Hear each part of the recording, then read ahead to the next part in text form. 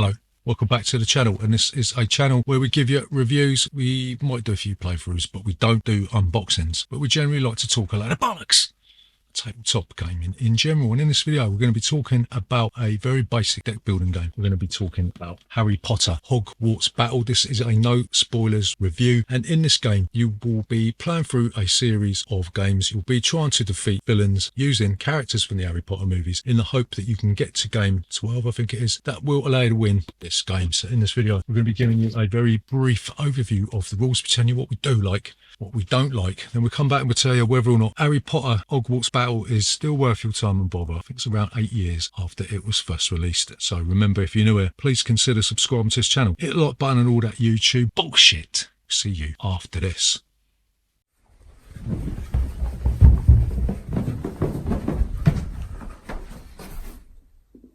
Bollocks. So, Harry Potter Hogwarts Battle. How'd you play this game?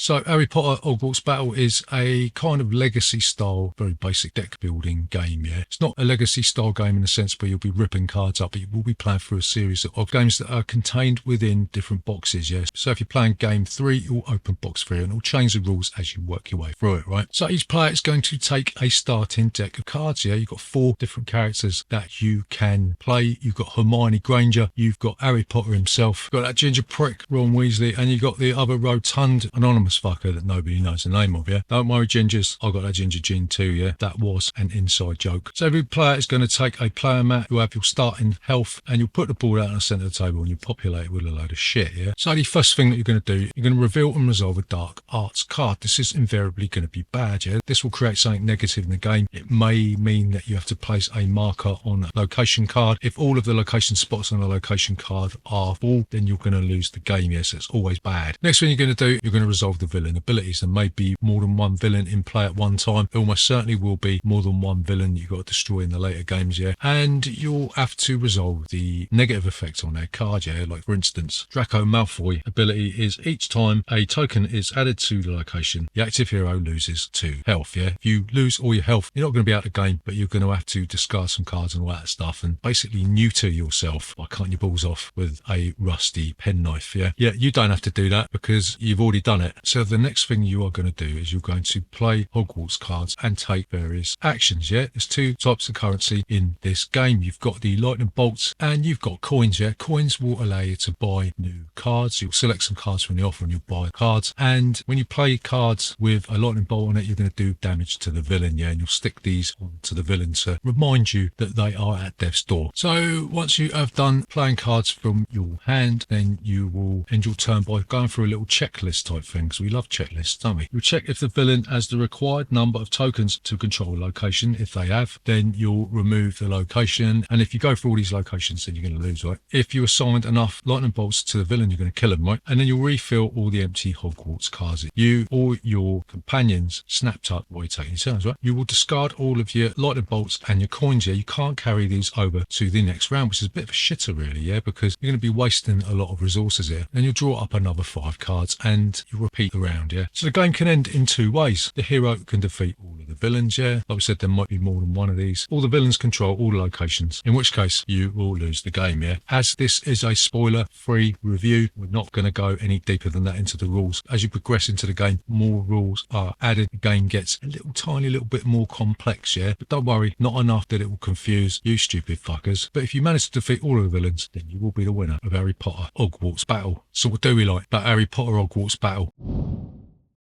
So the first thing that we like about this game is that it's not a real legacy game, yeah? It's not like Risk Legacy where you're going to be forced to rip up cards right on the board, basically destroy the game because they want you to buy another one, yeah? This is completely resettable. It might be a little bit of a pain in the arse filtering out all the shit and putting it back in the right boxes, but at least you can go through it again and again and again, and you're not going to be stuck with like Charterstone where you've gone through the game and basically been destroyed. Not really a big fan of those games that force you to destroy something and you can't go back and replay it. You can't go back and play Risk Legacy. Yeah, I know that's the whole point of it, yeah, but I reserve the right to not really enjoy doing that, so fuck you. So the second thing that we like about this game is it's sort of semi-decent components for a mass market game. Yeah, it's got those metal location markers, the card stock on the tokens is pretty thick, and the cards themselves aren't that bad quality. The board is actually quite nice in a roundabout sort of way. So yeah, I was really quite surprised. What would this being? Is it a USAopoly game? I don't know. A USAopoly game, I'm going to say. These sorts of games usually come with really, really feeble components, but not this one. This one is stomping around target with a massive fuck off erection. So the final thing that we really like about Harry Potter's Hogwarts Battle is that the rules for the later games are stuffed in a little pocket in the back of the rulebook, and that makes them really easily accessible. Yeah, it's not like, say, Zombie Kids, where you're going to be putting stickers onto a rulebook and you've got to go back and remember what all this shit does. This actually works really well as a really succinct and concise reminder about how far you've come and what you got to do to get the game set up again. Yeah, it's a really nice idea that really should be incorporated into many more games. Yeah, so publishers, if you're listening, just fucking do it. So what don't we like about Harry Potter Hogwarts Battle?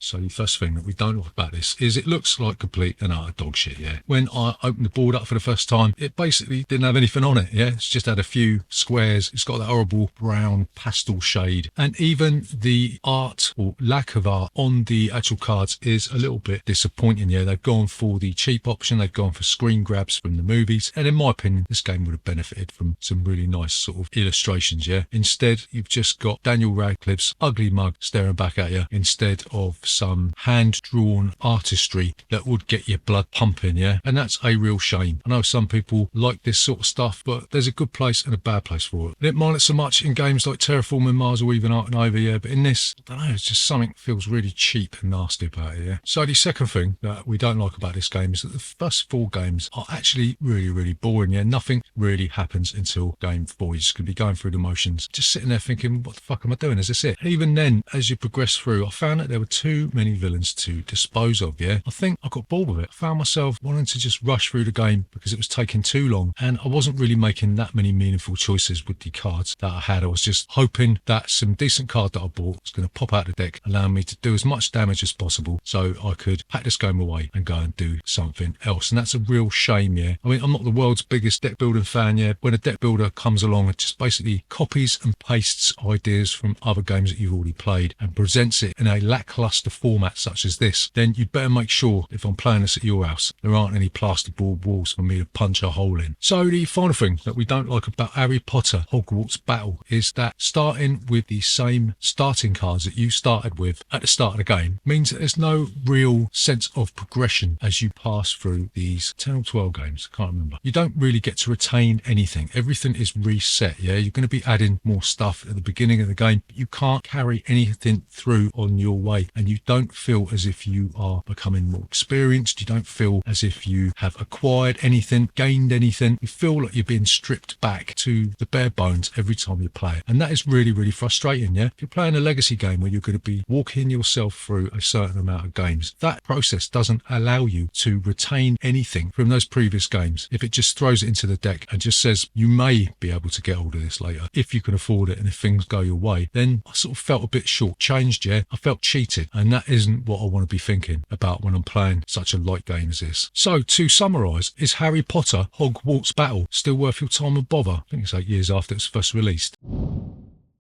So we are going to say no. This was a huge disappointment for me. I picked this up because my 8-year-old daughter wanted to play it. She'd seen it flying around somewhere, and I picked it up on the cheap, hoping she would enjoy herself, and she didn't really, and neither did I. The game doesn't get going until game number 4, yeah? And even then, I found myself wanting to rush things through out of frustration and, quite frankly, pure boredom. The aesthetics of the game are uninspiring and flat, and the use of photo stills is cheap and nasty. At least this thing can be reset when you inevitably decide to flog it on. So there you go, that is Harry Potter Hogwarts Battle. Remember, if you're new here, then please consider subscribing to this channel, hit the like button and all that YouTube bullshit.